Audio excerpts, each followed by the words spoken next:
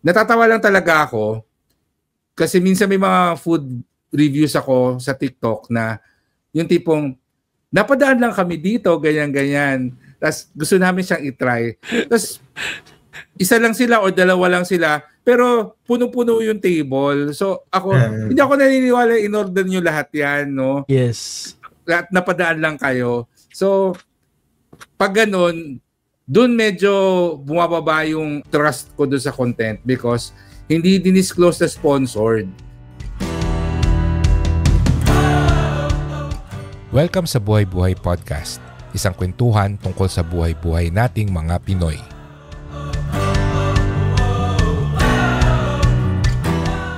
Naisip ko kasi pag-usapan yung mga food vloggers, particularly on TikTok o yung mga food reviews online kasi ang dami na nakapin na video sa GC natin ng mga kailangan natin kainan. Sabi ko, pati hindi ito yung pag-usapan. But basically, gaano ba siya ka-reliable and bakit ba tayo naniniwala sa kanila? Siguro, ang una kong tanong is, nasa algorithm nyo ba siya? I'm sure si Panda nasa algorithm niya kasi siya yung mahilig magpin ng mga food vloggers eh. Hindi, ako definitely nasa algo ko siya kasi bukod sa food vlogs, ang fina-follow ko talaga mga food content, yung mga baking, cooking. So feeling ko kasama sa algo yung mga nagre-recommend ng restos na within the area, within the vicinity, gano'n. Kaya, pag may nakita akong bago na hindi ko pa natatry, sinishare ko sa GC natin. Para matry. Ikaw ba, Tonyo, nasa algorithm mo ba yung mga food vloggers? Nagkaroon na lang, kasi more on games talaga yon tsaka buhat sana. Dahil mga puro pagkain. Ayun, doon naman sa siya sa algorithm.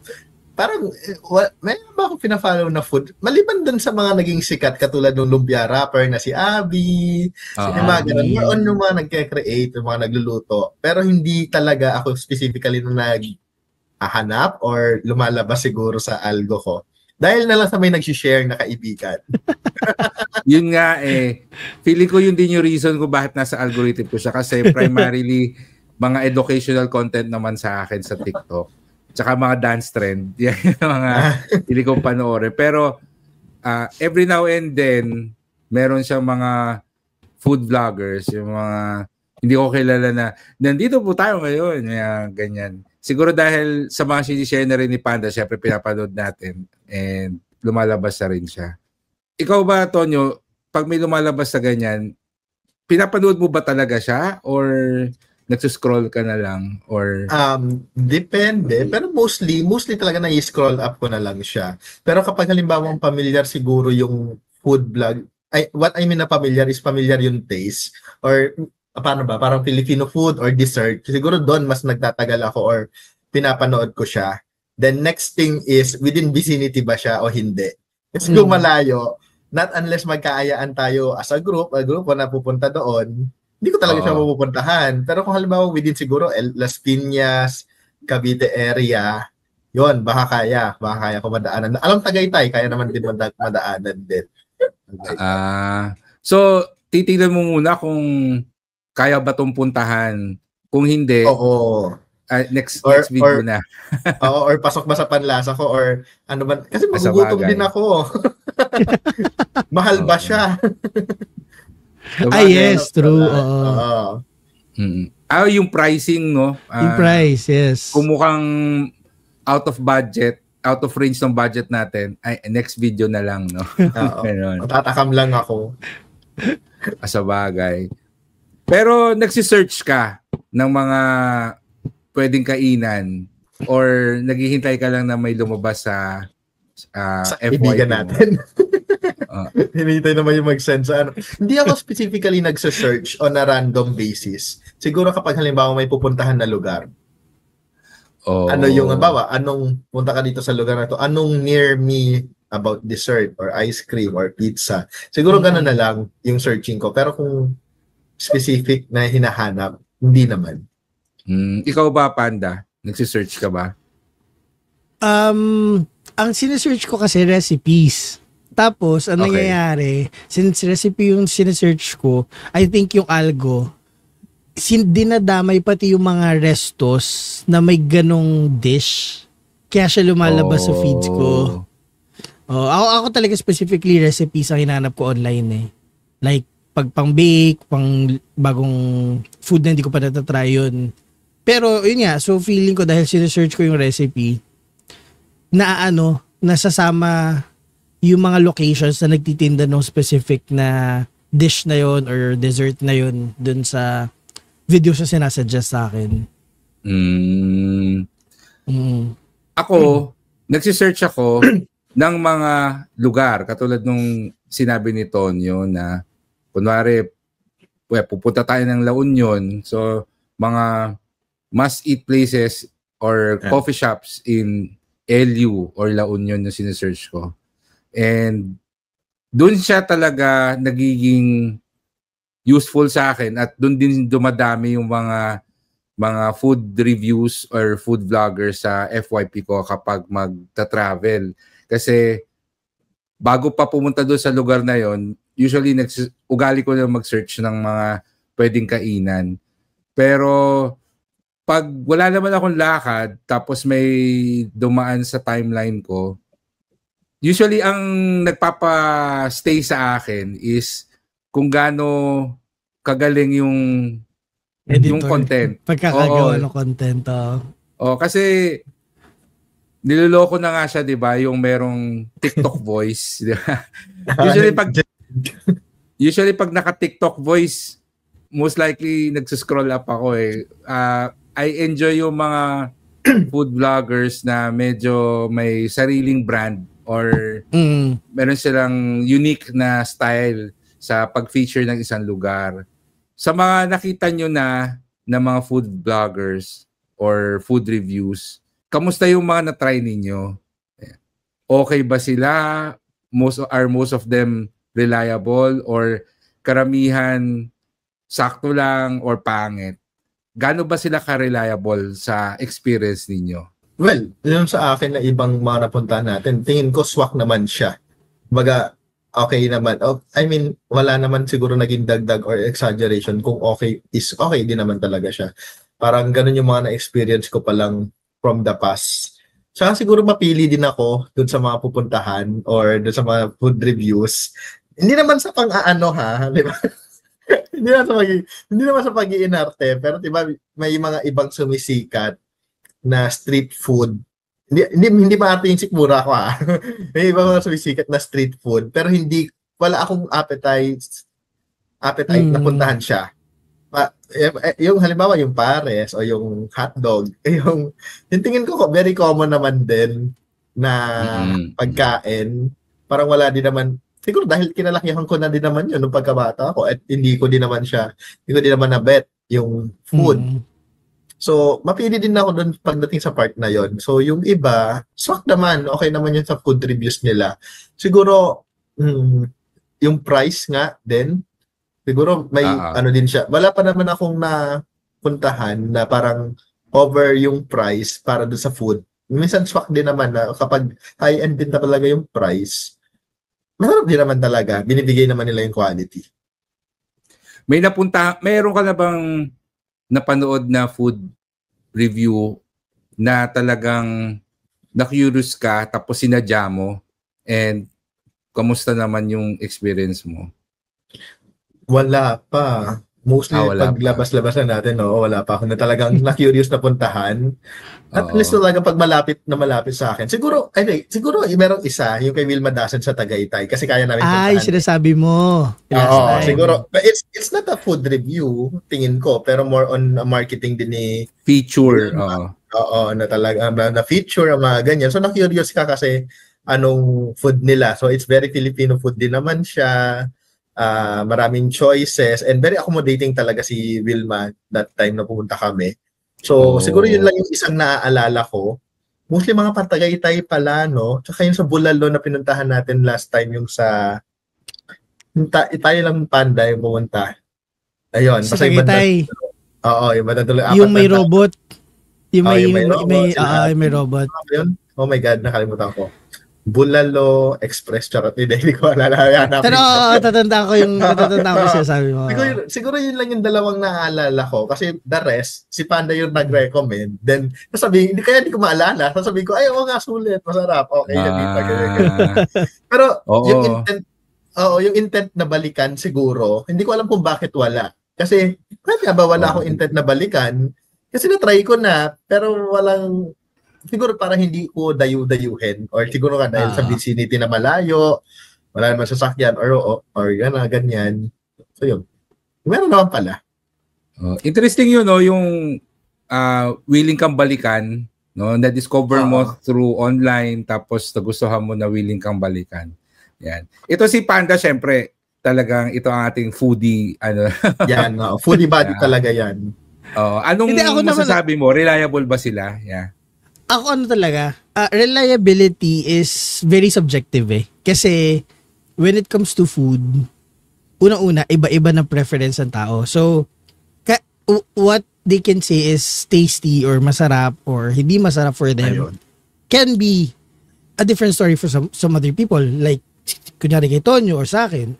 So, ako, I take the video in face value lang. Like, pag nakita ko na maganda yung plating, maganda yung presentation, mukhang appetizing naman, I will give it a try kasi gusto ko malaman for myself kung talaga bang masarap siya o hindi. Tapos, yun na yung magiging basis ko if magiging regular customer ako nung resto. Kasi I have this thing na pag may nagustuhan ako na restaurant, like pinakainan ako na nagustuhan ko talaga, I make it a point na matry ko, kung hindi man lahat, at least majority ng dishes nila para malaman ko lang kung talaga bang consistent na masarap yung sineserve nila na food. Like ito, for most recent is yung before pa siya nag-trend sa TikTok, yung Olive Tree, which is yung resto sa Molito na Mediterranean food. So, nung first time ko kumain nun, kasama ko si Tonyo. So, parang sabi ko sa kanya nun, ang tagal ko na to nakikita, parang gusto ko i-try kasi parang okay naman yung food. So, tinanong ko siya kung nakakain na siya ng Mediterranean food. Hindi pa daw. Ay, tama ba? Alam ko sabi mo, hindi pa daw Hindi pa, basta Filipino food, check lang. The rest, hindi ko na maalala. Yun. So tinry namin. Tapos para in-order namin is shakshuka at saka hummus platter. Mm-hmm. Tapos, surprisingly enough, nasarapan ako kasi yung hummus niya tsaka yung baba ganoush niya, very true to its taste. Hindi synthetic yung lasa ba? Like, alam mong talagang niluto ng chef or niluto talaga ng maayos. Tapos, na-surprise din ako kasi si Tonyo, nasarapan, nagustuhan din niya yung baba ganoush, yung hummus, yung shakshuka. Naubos namin yun, like, dalawa lang kami, tapos yung table, punong-puno ng pagkain. Tapos, na-surprise nga ako na naubos namin, which means na nagustuhan. So ako, parang nakadalawang balik or tatlong balik na ako after that. Na-try ko na rin yung ibang dish nila. So, I could say na even before ko pa nakita sa TikTok, may na-discover na akong resto. Yun nga, yung Olive Tree. So, nung nakita ko siya na napalabas sa TikTok, parang sabi, oy, patay tayo. Ano na siya? Na nakikilala na. So, yung last 2 visits ko, ang dami ng tao. Like, magkaibang time pa yung punta ko. Pero palagi siyang puno. So sabi ko, yun lang yung hindi ko bet na kapag may food vlogger or food review na tama yung review. Syempre, dahil tama yung review na sinabi masarap nga, tapos pinunta ng mga tao at nagustuhan, magiging na siya, medyo magiging viral. Oo. So pupuntahan na siya. So, less quiet time na for you kapag kumakain. Ilang yung medyo di ko bet. Pero, going back to your question, again, subjective yung food review. So, I always take it in face value and I always want to try it for myself kung magugustuhan ko or hindi. Pag hindi, usually hindi ko na binabalikan Like, one strike lang ako pag hindi na siya nagustuhan. Talaga hanggang isang lang. Meron ka lang experience sa ganon na mataas yung expectation mo pero pagpunta mo doon parang hindi pala masarap. Nagkaroon ka na meron. Oo. Actually, very controversial pa kasi very kilala din to restaurant to. Ramenagi. So first, hindi ko alam kung first talaga? time. Oo. Name drop first ito. Hindi ko sure kung first time or second time yun pero basta yung kain namin sa Ramenagi na yun, may featured kasi sila na food, yung black noodle something with, basta yung ano siya, may malaki siyang squid. Okay. Squid ink na noodles. Tapos dalawa kami ng friend ko. Nung kumakain na kami, masarap naman. Okay naman siya. However, pag uwi namin, yun lang yung food ko for that day and then yun lang din yung food ng friend ko for that day. Tapos parehas kaming for some reason nagka-LBM. So parang feeling namin nasira yung tiyan namin. So parang after doon, hindi na ako bumalik sa Ramenagi. So again, that's a subjective review and subjective experience. Saka baka other people isolated case. Yun nga, isolated case. So other people might say differently. So yun nga, kaya sinasabi ko na try nyo kung para siya sa inyo or kung hindi. Kasi ako after na experience na yun, medyo nagkaroon ako ng bad experience. Kaya parang hindi ko na bet na kumain ulit doon. Ikaw ba Fitz? Kasi may trauma. May trauma. 3 days yun 3 days kaming baka sira yung tiyan. Hindi na fresh yung na-serve sa inyo. Yeah. Para sa akin, siya 50-50 yung reliability. Para sa akin, it's more of information na lang siya kung ano yung meron dyan rather than maghanap kung saan ba masarap. Yes. Para sa akin kasi, wala rin talaga tayong time para mag-explore, mag-ikot kung saan ba masarap kumain. So, sa akin, yun yung primary use ng mga food vloggers, no? Particularly sa TikTok na mahilig ako mag-search ng mga lugar. Maski malapit lang kunwari, nasa Mandaluyong tayo, tapos nag-isip tayo, saan ba masarap kumain na hindi pa natin napupuntahan?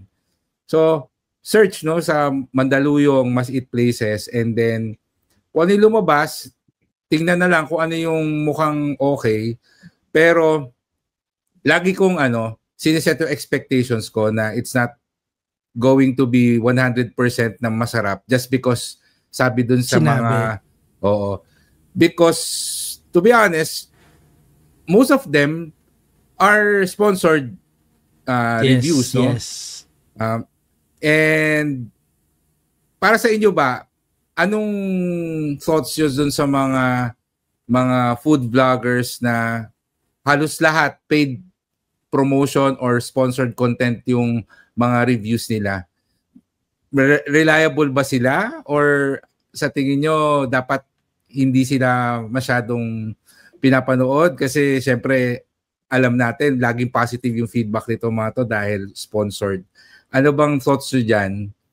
Ako, I think, I think yung, hindi naman sa integrity, pero hindi kasi lahat ng food vlogger na nagpa-paid sponsorship ay palaging positive din yung feedback. So, I would say it's gonna depend on the vlogger that you follow. Kasi may mga vlogger na talagang kahit nagva-vlog sila at kahit paid sponsorship, nagbibigay sila ng honest critique.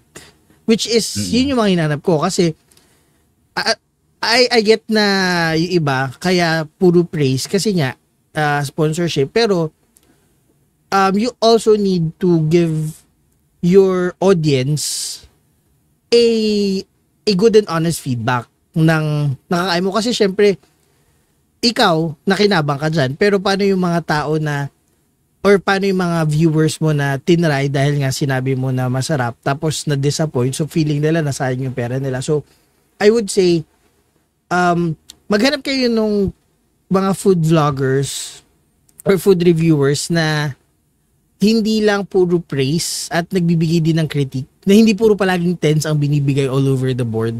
Kasi meron namang ganun eh. At saka we can't blame the food vloggers naman din kasi nga that's technically that's their way of living.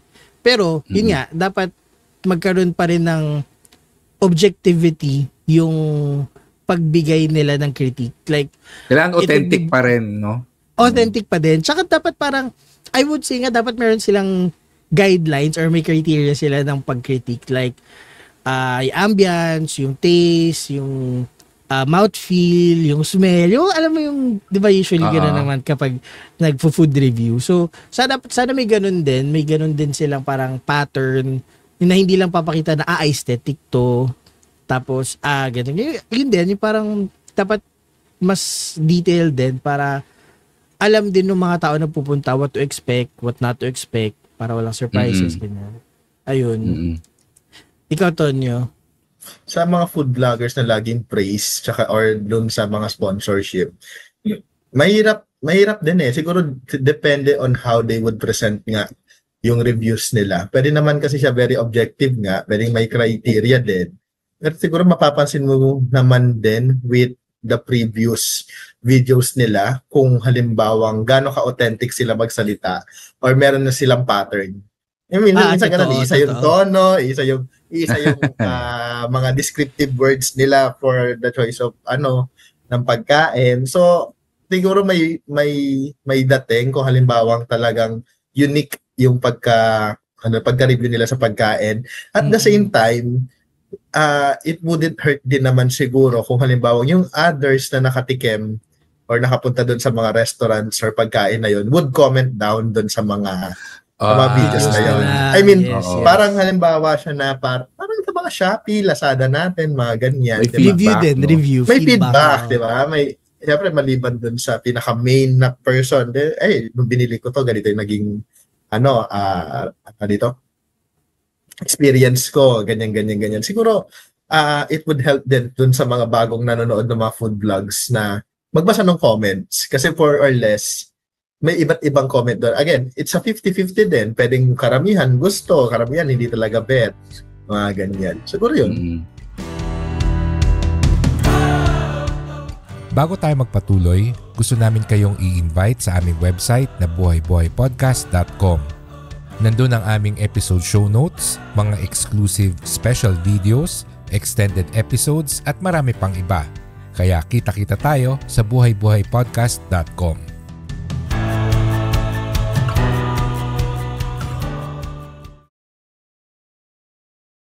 Meron din kasi akong vlogger na napanood before na in-explain naman niya na parang question kasi siya na parang sinasabi bakit lahat ng reviews mo positive.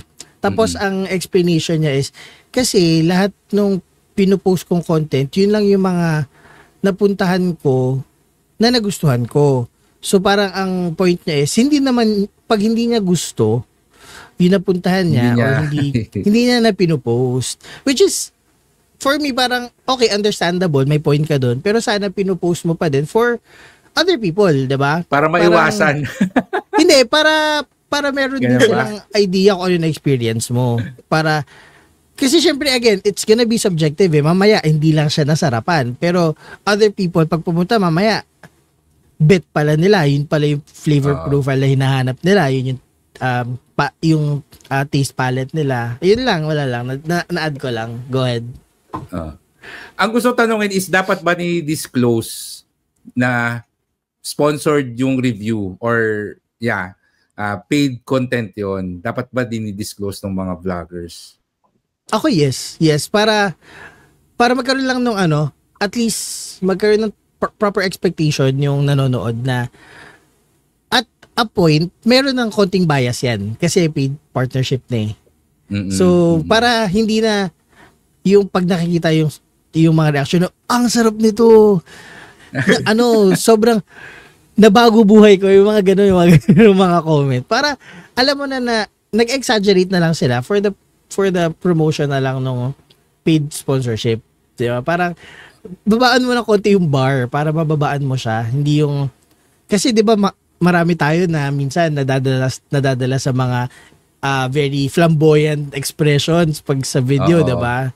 Tapos yung malalaman natin, paid sponsorship pala, kaya naman pala ganong kabibo kasi gustong maging positive na sobra yung review na, alam mo yun, para ma-entertain din yung tao. So yun, parang for me, yes, dapat sabihin kung paid partnership or at the very least magkaroon man lang ng maliit na notation dun sa video or whatnot that this is paid sponsorship or something para lang maset ng proper expectation yung manonood.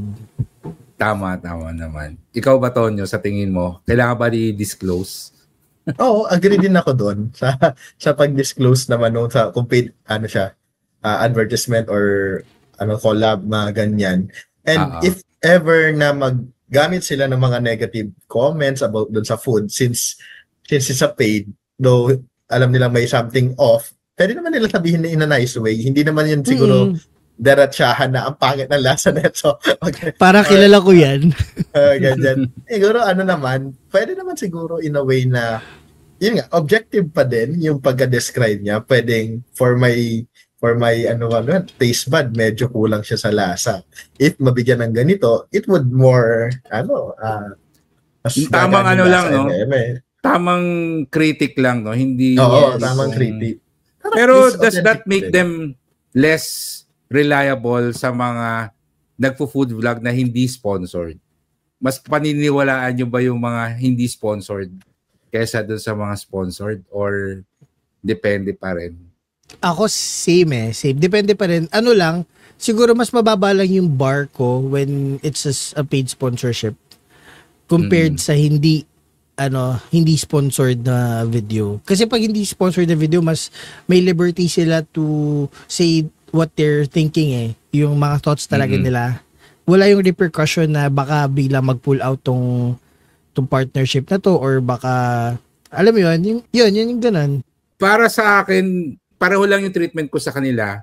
Yes. Because from my experience naman, yung mga nagsisimula na food bloggers, syempre wala pa silang sponsor. So, from their own pocket pa yung mga kinakainan nila. Minsan, sinasadya nila na mag-positive review doon sa mga una nilang pinupuntahan kahit na hindi masyadong masarap. Sinasabi nila masarap kasi they're trying to build a portfolio. No?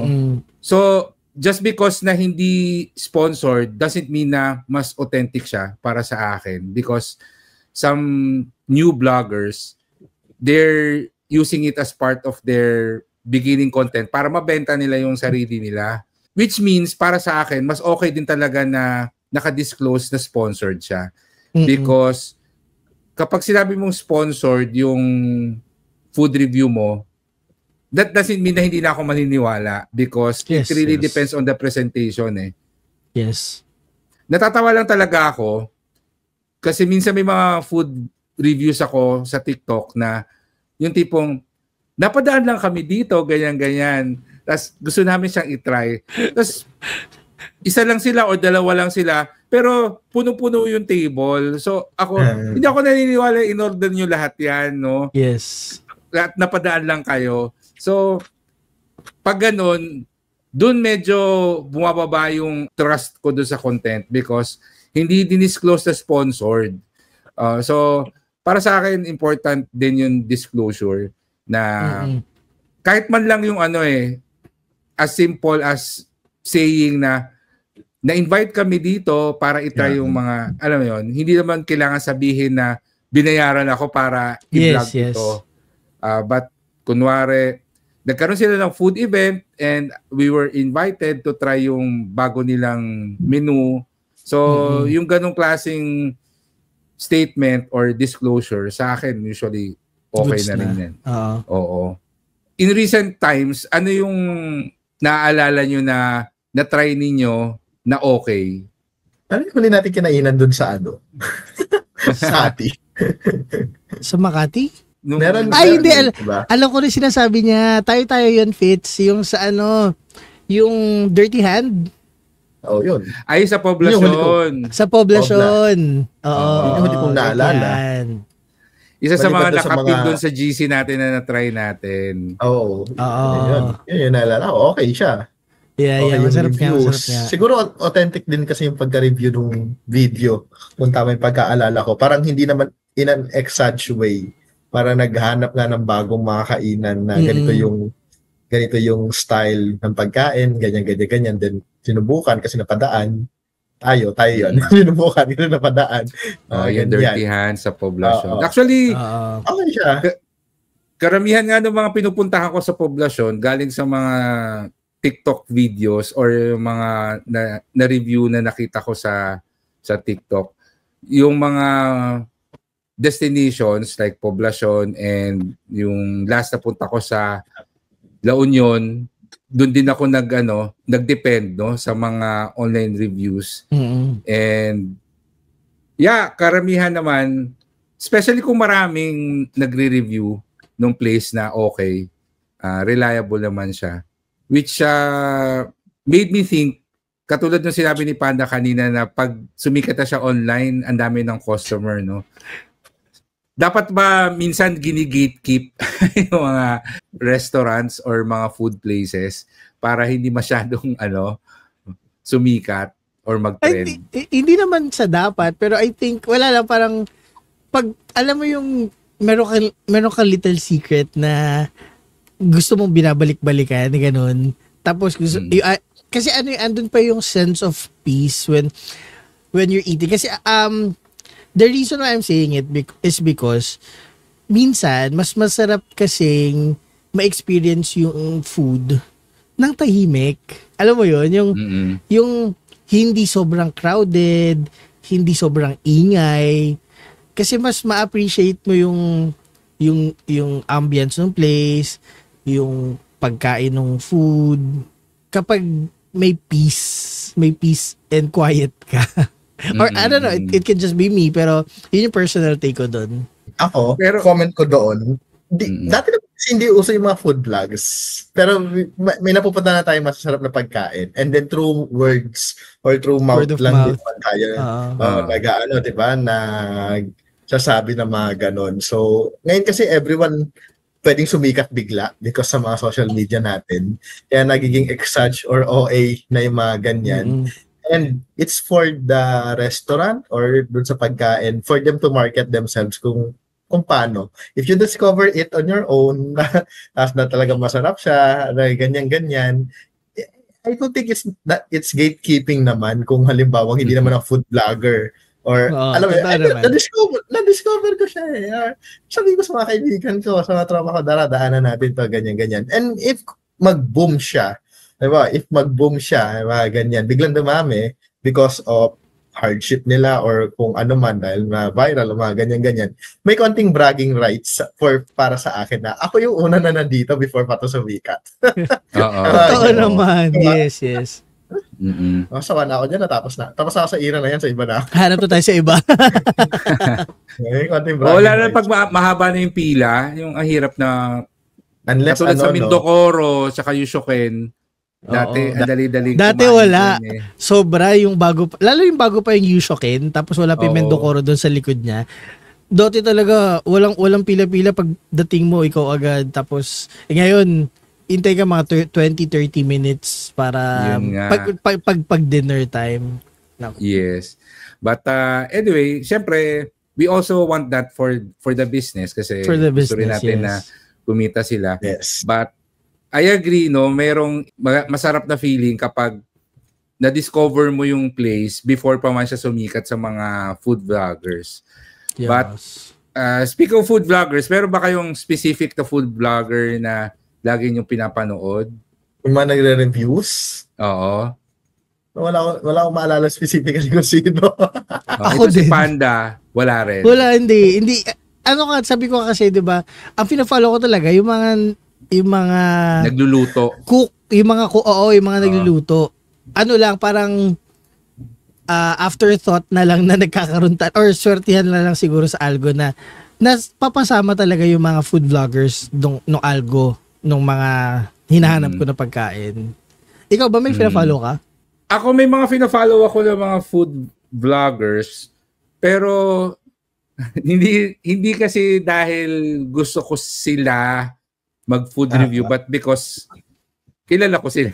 Alam mo yun? Oo. Because nasa content creation industry tayo, tsaka matagal na rin kasi ako nag-vlog, as in food blog na website pa dati, may mga friends na ako, na nag-transition lang sila into video, food vlogging. So, pina-follow ko sila. But, personally, one of the people na lagi kong chine-check, si JC Teves, di ba? It's me JC. Pero kasi more on lifestyle yung vlog niya. Pero mahilig kasi siya kumain. So, isa sa mga gusto kong style niya sa pag-review na isang place is napaka-candid niyo mag-comment doon sa mga pagkain. Tapos pinapakita niya talaga yung reaction niya pag kumakain. I think very authentic yung reaction niya. Hindi nga katulad ng iba na ang sarap. Alam mo, medyo exag yung reaction. So, medyo hindi siya, wala siyang filter pagdating sa pagkain. Pag madungis, kainin niyo isang pagkain, papakita niya na madungis, no? Hindi siya, And yung isa niyang friend, si Just Got Fed, hindi ko siya kilala personally, pero nagustuhan ko rin yung the way na nagbablog siya, nagpo-food review siya, because hindi din siya yung tipong typical na pinapakita yung sarili na susubo, alam mo yun. So, more of narration yung mga food reviews niya na medyo authentic din yung dating sa akin. So, it's really more of the style kaya ako siya pinapanood.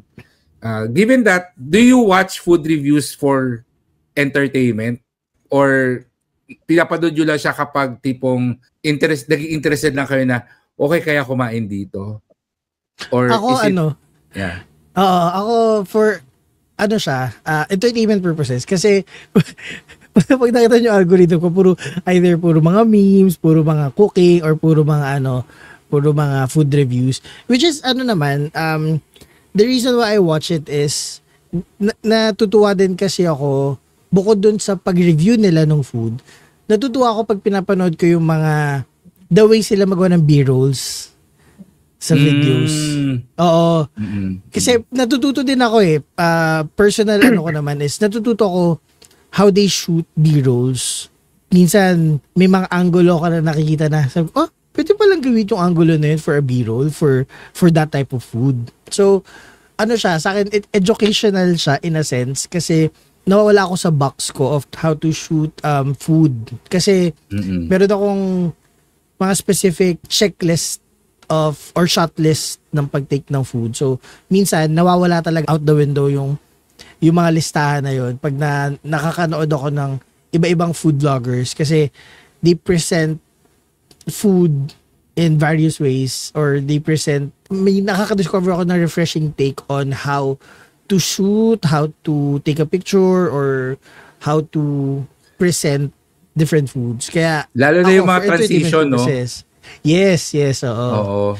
Nakakaaliw minsan, yun yung noodles, igaganyan. Tapos sa dulot, bago transition na ng ibang yung mga ganong style. So, nakakatuwa. Very entertaining. Ikaw ba, Tonyo? Nanonood ka ba niyan for entertainment purpose or hindi? Entertainment. Tsaka depende kung sino yung nagre-review. Okay. Minsan kasi maganda sa video yung nagre-review. Mapapatambay ka or yung mga tao nakapaligid or yung ambience. So, mostly talaga for entertainment. Unless na lang talaga, within the area na kayang puntahan. May intention maghanap. Oo. Sige, subukan. Pero mostly, entertainment talaga. Ganyan. Feeling ko naman din kasi karamihan din naman sa mga nag-food vlog, biglang sulpot sila na ang dami. Ma-share ko lang. Kasi nga, meron naman talaga dating vloggers noon na talagang masipag mag-review through vlogs talaga. Nagtatype. Diba? For me, hindi naman sa creative din naman yung mga shots, mga ganyan-ganyan. Pero parang mas may effort yun. Imagine mo, mag-type ka, magsusulat, magdi-describe. Magsusulat ka, magdi-describe ka. Meron pala akong kilalang food vlogger.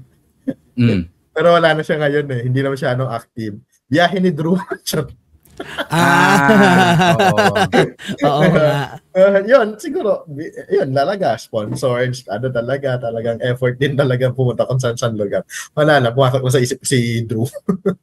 Yeah, actually, before pa food vloggers, nasa TV, no, yung mga food and travel, mga na shows, isa yan sa mga, I would say, na nagbigay ng idea sa food industry na gamitin yung media and invite personalities to review it, or at that time mga TV shows na ma-feature yung place mo, and naging mas accessible lang talaga siya sa mga ordinary people to air their opinion. So nagkaroon ng platform yung ordinary citizen to share yung opinion nila sa mga iba't ibang food places because of social media. Yes. And yeah, given that, siguro we can end with, kung may makakausap kayo na isang food vlogger na nagsisimula pa lang, as someone na nagko-consume ng content ng mga food reviews online, ano yung tip na mabibigay natin sa kanila? Ako, be authentic lang. Be authentic on ano yung review nyo. Kasi siguro may makukuha din kayo na mag-hit kasi ang dami niyo nang magkakakompetensya sa larangan ng food vlogging, parang ganon. So, siguro kung sino yung mas may authentic na mag-deliver ng reviews, siguro mas paniniwalaan din naman siya at panonoorin siya ng mga tao. At the same time, don't use your influence to grab yung mga free food, tapos kapag hindi mo nakuha, isisiraan mo. Di ba? Kasi may power sila to do that, na ganyan. So, be responsible din naman kapag nag-influencer ka or kung dun yung tahak ng gusto mong career. Be authentic as much as possible and lagi lang maging humble. Yung words ng mga influencer is very powerful nowadays. Yeah, and lalo na ngayon, ang daming fake news. Ang dami na naniniwala. Konting sabi lang na ganito. Wala na gusto investigate kung totoo ba talaga o hindi. Ayun. Tapos, Bulalo Capital yung pangalan nung Hinahanap mo talaga. Naalala ko na. So, yun lang. Doon lang sa mga pasimulang nag-food vlogs or sa mga food vloggers natin. Last na, sorry. Tsaka, try nyo lumabas doon sa mga, kasi ang dami nyo magkakakompetensya na, diba? So, try nyo lumabas doon sa typical na na mga food chain. Try nyo naman yung mga small businesses. Malay mo kasi, yung mga pa-start pa lang din na may mga masasarap pala doon. Hindi sila food chain tapos tago pa sila. Mga ganyan. Or, mga ganun siguro. Actually, marami nang nabigay si Tonyo na halos sasabihin ko. Sorry. Which is good. Kasi at least same wavelength. But siguro tip ko is, bukod dun sa pagiging authentic, be unique in a sense na people will vibe with your content without being overly dramatic or overly di ba? Overly dramatic, over sa pag-present. Like, just be unique in your own way.